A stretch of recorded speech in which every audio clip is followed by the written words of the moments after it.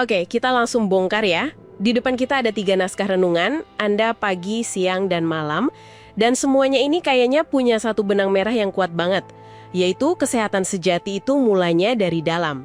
Misi kita di Deep Dive kali ini adalah memetakan gimana sumber-sumber ini membangun argumen yang utuh, dari pagi sampai malam. Betul sekali. Dan kalau digabungkan, ketiganya ini jadi semacam manual harian untuk kesehatan utuh. Kerangka berpikirnya jelas banget. Kondisi batin atau hati, kita itu bukan cuma pelengkap, tapi justru fondasi dari kesehatan fisik. Jadi sebelum bicara soal suplemen atau olahraga, sumber Anda ini mengajak kita untuk cek mesinnya dulu. Saya suka istilah manual harian itu. Oke, kita mulai dari bab pertama, pagi hari obat bagi batin.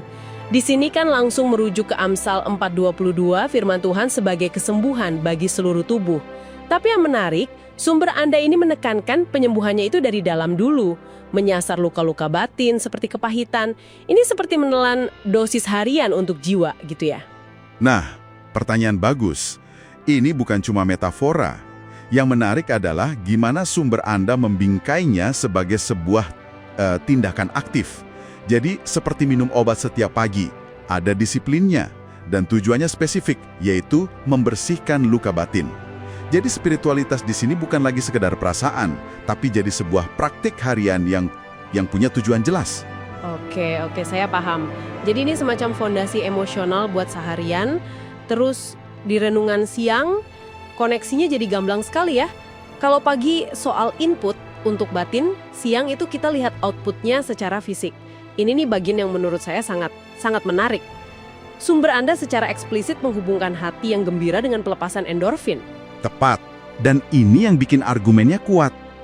Ini bukan lagi soal berpikir positif, maka semua akan baik-baik saja. Bukan. Ini sebuah klaim bahwa, ya, kondisi hati yang damai itu punya dampak fisiologis yang nyata, seperti menurunkan hormon stres.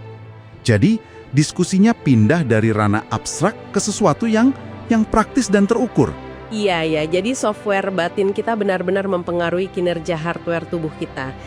Nah, ini membawa kita ke bagian malam, bagian yang menurut saya paling relevan buat banyak dari kita. Sumber Anda mengutip Amsal 14:30, hati yang tenang menyegarkan tubuh. Ini menjawab kenapa kita sering bangun tidur tapi rasanya kok masih capek ya? Benar sekali. Sumber Anda menyoroti sebuah paradoks modern. Tubuh kita mungkin diam, tapi pikiran kita lari maraton semalaman. Kayak komputernya sudah dimatikan layarnya, tapi di belakang masih ada 20 program jalan terus. Dan itu makan energi kan? Jadi renungan malam ini memposisikan pemulihan emosional sebagai syarat mutlak untuk istirahat fisik yang sejati. Oh, jadi siklusnya jadi lengkap ya. Kalau pagi itu soal pengobatan, Siang itu soal manfaatnya, dan malam adalah tentang kalibrasi ulang atau meriset sistem. Begitu ya logikanya?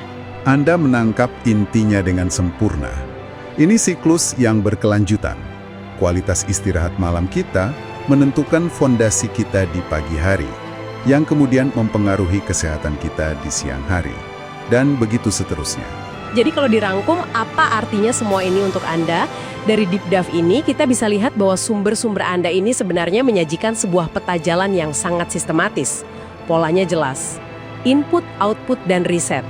Input spiritual di pagi menghasilkan output fisik di siang hari dan diakhiri dengan riset emosional di malam hari. Nah, ini menimbulkan sebuah pertanyaan penting untuk Anda renungkan lebih jauh.